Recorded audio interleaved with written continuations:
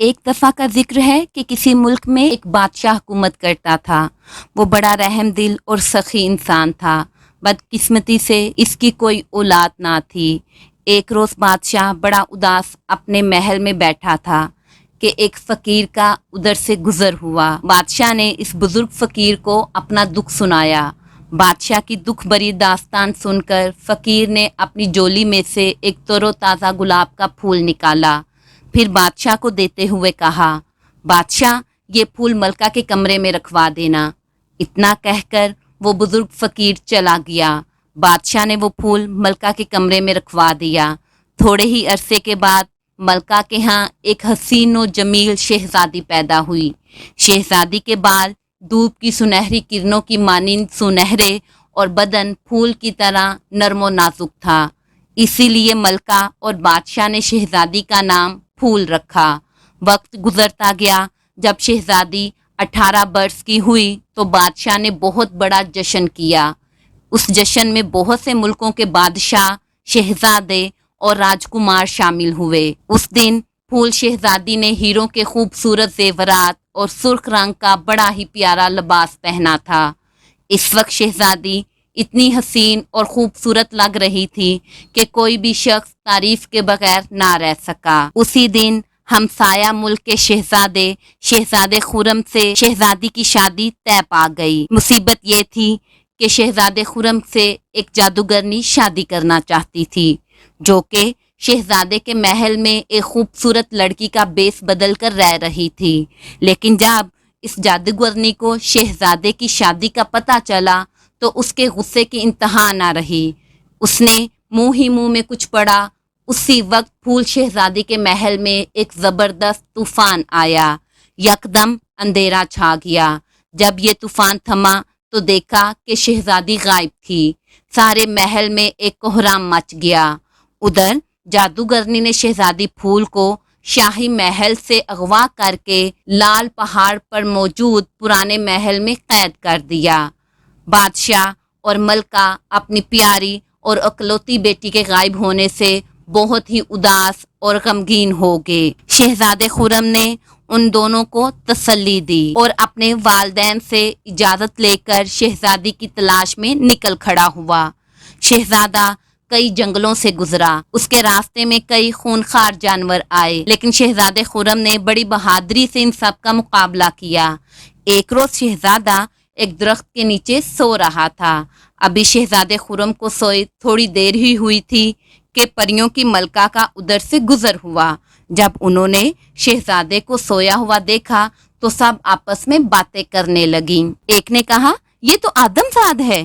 ابھی یہ باتیں کر رہی تھی کہ شہزادہ خرم جاگ اٹھا۔ شہزادہ پریوں کو دیکھ کر بڑا حیران ہوا۔ جب پریوں نے شہزادے کو حیران ہوتے ہوئے دیکھا تو سب مسکرا دیں، اور پریوں کی ملکہ نے بہت ہی پیار سے شہزادے سے کہا، اچھے شہزادے گھبراؤ نہیں، ہم تمہیں کوئی نقصان نہیں پہنچائیں گے۔ اور پھر پریوں کی ملکہ زمرد پری بولی، تم کچھ اداس نظر آ رہے ہو شہزادے۔ جب شہزادے خرم نے پریوں کی ملکہ کے منہ سے ہمدردی کے الفاظ سنے تو اس کا حوصلہ بڑھا۔ اس نے اپنی تمام کہانی ملکہ کو کہہ سنائی۔ ملکہ زمرد بولی، شہزادے تم فکر مت کرو۔ اس کے ساتھ ہی ملکہ پری نے اپنے ہاتھ ہوا میں بلند کیے، اور جب اس نے ہاتھ نیچے کیے تو اس کے ہاتھوں میں ایک قالین، تلوار اور مالا تھی۔ اس نے یہ چیزیں شہزادے کو دیتے ہوئے کہا، جب تم مالا پہنو گے تو تم کسی کو نظر نہیں آؤ گے، اور جب تم قالین پر بیٹھ کر جہاں بھی جانے کا نام لوگے وہیں پہنچ جاؤ گے، اور یہ تلوار تمہارا ہر جگہ ساتھ دے گی۔ اتنا کہہ کر پریاں غائب ہو گئیں۔ شہزادے نے تینوں چیزیں سنبھالی اور اپنی انجان منزل کی طرف چل پڑا۔